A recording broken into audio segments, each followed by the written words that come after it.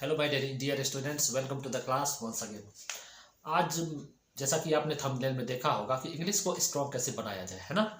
यानी इंग्लिश को कैसे स्ट्रॉन्ग बना सकते हैं। इंग्लिश को स्ट्रॉन्ग बनाने के लिए आपको मेरी कुछ बातें को मेरे कुछ टिप्स को जो है ना फॉलो करना होगा, है ना। कुछ टिप्स को ज़रूर फॉलो करना होगा तो इंग्लिश स्ट्रॉन्ग बनेगा, है ना। तो इंग्लिश को स्ट्रॉन्ग बनाने के लिए चार बातों पर ध्यान देना होगा। चार बातें क्या है, चार पहलुएं क्या है। वो चार बातें हैं कि आपको अपने रीडिंग पर वर्क करना होगा, राइटिंग पे वर्क करना होगा, लिसनिंग पे वर्क करना होगा और स्पीकिंग पे वर्क करना होगा। यानी कि reading, writing, speaking, listening and speaking.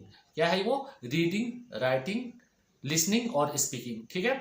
और इसके बावजूद आपको क्या करना होगा कि इंग्लिश स्ट्रक्चर को पर वर्क करना होगा। यानी बिना इंग्लिश स्ट्रक्चर की मदद से आप इंग्लिश के डिफिकल्ट सेंटेंसेस को फ्रेम नहीं कर पाएंगे। तो इंग्लिश स्ट्रक्चर पर आपको जरूर वर्क करना होगा। साथ ही वोकैबुलरी पर वर्क करना होगा। यानी आपको अपना अंग्रेजी शब्दावली को इन्हेंस करना होगा, उसको बढ़ाना होगा, उसको उस पर वर्क करना पड़ेगा। अब देखिए, वो तो मैं इंग्लिश स्ट्रक्चर में आपको इसी चैनल पे बता दूंगा। तो अब आते हैं रीडिंग पे। रीडिंग करने से ये होगा कि आपका जो है ना नॉलेज इन्हेंस होगा, नॉलेज बढ़ेगा, आपकी प्रोनाउंसिएशन सही होगी, यानी कि उच्चारण सही होगा। रीडिंग से प्रोनाउंसिएशन सही होगा, उच्चारण सही होगा, नॉलेज आपका इन्हेंस होगा, नए नए वर्ड को सीखने का मौका मिलेगा, यानी नए नए इंग्लिश के डिफिकल्ट वर्ड को सीखने का मौका मिलेगा। तो इससे भी आपका जो है क्या है, आपका वोकैबुलरी इन्हेंस होगा, नए नए वोकैबुलरी आपको सीखने के मौके मिलेंगे, नए नए। अब आते हैं राइटिंग पे। राइटिंग क्या है? राइटिंग है कि अपने राइटिंग के मदद से, यानी राइटिंग जो है ना आइडियाज और इमोशन को व्यक्त करने का एक तरीका होता है।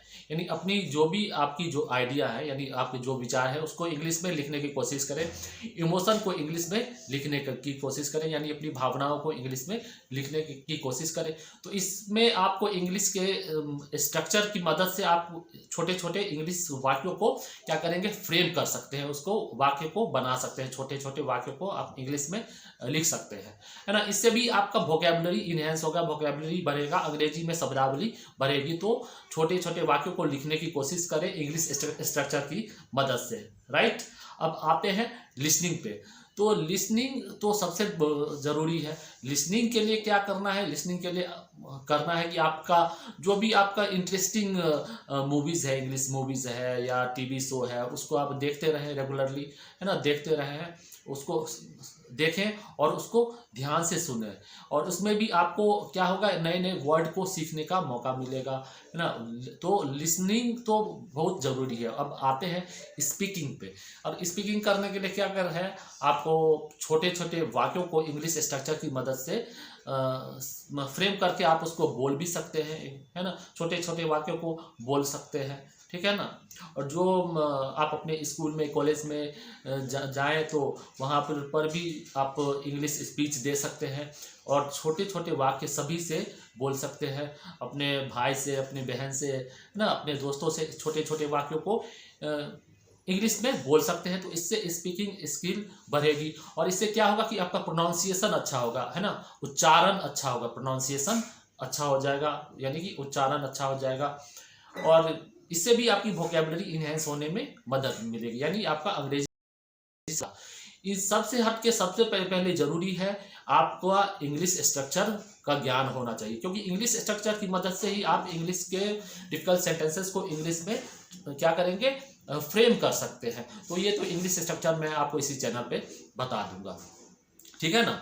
अब सबसे बड़ी जरूरी बात यह है कि unless you have desire to learn, how will you learn. यानी जब तक आप में सीखने की ललक नहीं होगी तो आप सीखेंगे कैसे। तो डिजायर तो होना चाहिए। तो जाते जाते मैं ये कहना चाहूँगा कि अगर मेरा यह सेशन अगर इंफॉर्मेटिव लगा हो तो इस चैनल को जरूर सब्सक्राइब कर दे, है ना। और बेल आइकन को जरूर प्रेस कर दे। तो that is it for today. Bye bye.